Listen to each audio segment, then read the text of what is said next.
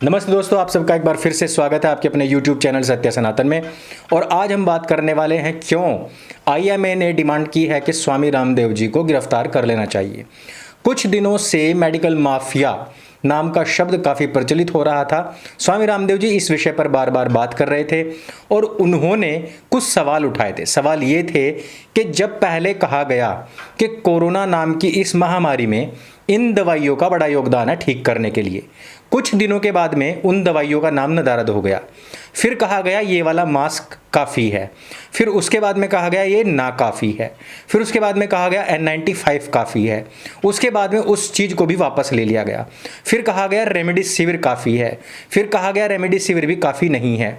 उसके बाद में कहा गया कि ऑक्सीजन चाहिए, ऑक्सीजन चाहिए, ऑक्सीजन चाहिए। पिछले 2-3 महीने पूरा हाहाकार मचा रहा ऑक्सीजन के लिए।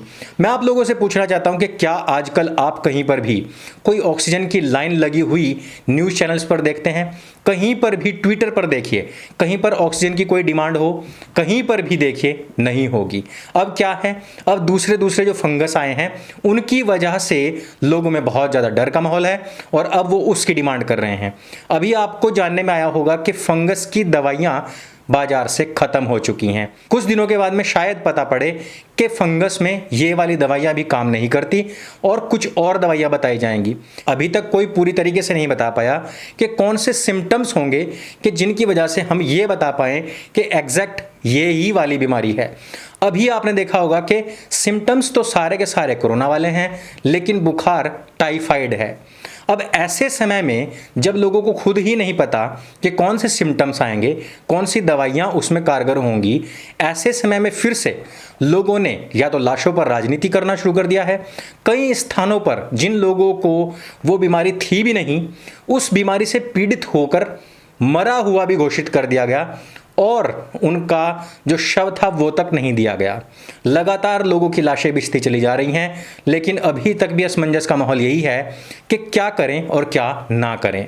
ऐसे समय में आयुर्वेद को गाली देने वाले लोग, आयुर्वेद और योग के संवाहक लोगों को गाली देने वाले लोग ये क्यों नहीं बताते कि एलोपैथी में भी अभी तक ना तो पूरी तरीके से इसकी रिपोर्ट पर भरोसा किया जा सकता है और ना ही इसके इलाज पर ही पूरी तरीके से भरोसा किया जा सकता है।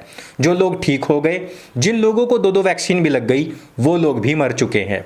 ऐसे ऐसे डॉक्टर्स जो बड़े नामी थे, जिन्होंने कोरोना से बचाने के लिए काफ़ी उपाय किए, उन लोगों तक के भी जान के लाले पड़ गए। कार में मास्क लगाना चाहिए अथवा नहीं लगाना चाहिए, इस पर भी असमंजस है। इंडियन मेडिकल एसोसिएशन के नेशनल प्रेसिडेंट मिस्टर जयलाल, जो कि खुद कहते हैं कि corona ending due to Jesus, लेकिन वही व्यक्ति आगे आयुर्वेद को और योग को गलत बताता है। क्या इंडियन मेडिकल एसोसिएशन का प्रेसिडेंट ये चाहता है कि यहाँ से योग, आयुर्वेद, भारतीयता का पूरी तरीके से विनाश हो जाए और यह जो देश है इस महामारी की आड़ में जीसस के हत्थे चढ़ जाए?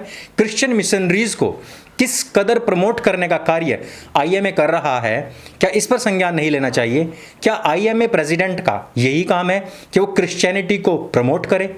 सवाल बहुत सारे हैं। सवाल आयुर्वेद के विषय में है तो सवाल अपोलो हॉस्पिटल के ऊपर, उनके ट्रीटमेंट के तरीकों के ऊपर भी उठना चाहिए कि वो किस प्रकार से और कौन सा ऐसा जादू है जिसको करके वो 22 लाख रुपए तक का बिल बना करके हाथ में दे देते हैं।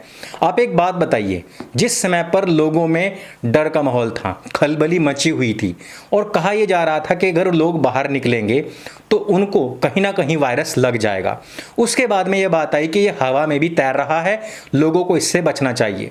अब कहा गया कि वो 10 मीटर तक वार कर सकता है, इसलिए अगर आप कहीं दूर दराज भी हैं तो भी वो आपको लग सकता है। ऐसे समय में जहां पर 50-50 हजार रुपए का एक रेमडेसिविर इंजेक्शन बिका, जहां पर लोगों ने ऑक्सीजन के एवज में महिलाओं की इज्जत तक मांग ली, जहां आपदा को अवसर में बदलते हुए राजनेता हों, चाहे दलाल हों, चाहे डॉक्टर्स हों, वो चाहे किसी भी हॉस्पिटल के बड़े से बड़े डॉक्टर ही क्यों ना हो, उन लोगों ने भी कालाबाजारी की, ऑक्सीजन को छिपाया, लोगों की जान से वो लोग खेले हैं। अधिकतर लोग दवाई की कमी में मरे या फिर दवाइयों के महंगे होने के बाद ही मरे हैं। ऐसे समय में आपको 500-600 रुपए की एक आयुर्वेदिक दवाई मिल जाती है। यदि कोई व्यक्ति ठीक हो भी जाता है तो इसमें बुराई क्या है? बुराई इसलिए है क्योंकि वो 500 550 की दवाई 22 लाख रुपए का बिल बनने से रोकती है। मेरी फैमिली में अभी तक तकरीबन 6 लोगों को ये सिम्टम्स आए हैं, बुखार हुए हैं, स्मेल गई है, यहाँ तक कि स्वाद भी चला गया। ऐसे समय में हमने सिर्फ और सिर्फ कोरोनिल किट से उन लोगों को ठीक किया है, क्योंकि डर था, क्योंकि लुटेरे बाजार में बैठे हुए थे, क्योंकि ऑक्सीजन कहीं मिल नहीं रही थी, क्योंकि अभी तक इलाज के बारे में पता नहीं था, हॉस्पिटल पूरी तरीके से फुल थे, बेड कहीं मिल नहीं रहे थे, डॉक्टर कहीं से लेकर कहीं तक मिल नहीं रहे थे। एलोपैथी की किट के बारे में काफ़ी बात की गई कि किट घर घर भेजी जाएगी, लेकिन संपर्क करने पर भी कहीं से लेके कहीं तक किसी को कुछ भी नहीं पता था। इतनी काला बाजारी, दिल्ली हो चाहे राजस्थान हो, पंजाब हो, उत्तर प्रदेश तक, गाजियाबाद में आपने देखा होगा किस कदर काला बाजारी डॉक्टर्स और दलालों बिचौलियों ने की है। ऐसे समय में यदि कोई व्यक्ति अपने घर रहते हुए अपने परंपरागत तरीकों से अपने आप को ठीक करता है तो दिक्कत कहाँ पर है। अभी स्वामी रामदेव जी ने एक पत्र का जवाब देते हुए बहुत ही शालीनता के साथ में अपनी बात रखी भी थी, लेकिन अभी उन्होंने 25 सवाल पूछे हैं। 25 सवाल के क्या जवाब मिलेंगे अथवा नहीं मिलेंगे भविष्य बताएगा, लेकिन उन 25 सवालों को जान लेना बहुत ज़रूरी है। उन्होंने सवाल पूछा कि बीपी के लिए क्या आपने पूरी तरीके से क्योर करने के लिए कोई पूर्ण निर्दोष समाधान निकाल दिया है, यानी कि जिसके कोई साइड इफेक्ट ना हो। एलोपैथी के पास में टाइप 1 और टाइप 2 डायबिटीज़ के लिए पूर्ण निर्दोष कोई भी इलाज है अथवा नहीं है। इन्होंने पूछा है कि पायरिया होने पर जिससे कि दांत हिलने बंद हो जाएं, मसूड़े मजबूत हो जाएं, ऐसी कोई निर्दोष दवाई बताइए, यानी कि जिसके कोई साइड इफ़ेक्ट्स ना हो। साइड इफेक्ट रहित कब्ज, गैस, एसिडिटी, फार्मा इंडस्ट्री के पास में कोई स्थायी समाधान है तो हमें बताइए। ये मैं आपको कहीं कहीं से बता रहा हूँ। एलोपैथी में बिना साइड इफेक्ट के हीमोग्लोबिन बढ़ाने का निर्दोष तरीका बताइए। आदमी बहुत हिंसक है, क्रूर है, हैवानियत में आ रहा है, उसको इंसान बनाने के लिए एलोपैथिक दवाई बताइए। योग के अलावा कहीं पर भी ये संभव नहीं है। ये फोटो मैं साथ में दे दूंगा और इस पर ये 25 के 25 सवाल आप भी पढ़ सकते हैं, अपने डॉक्टर से पूछ सकते हैं।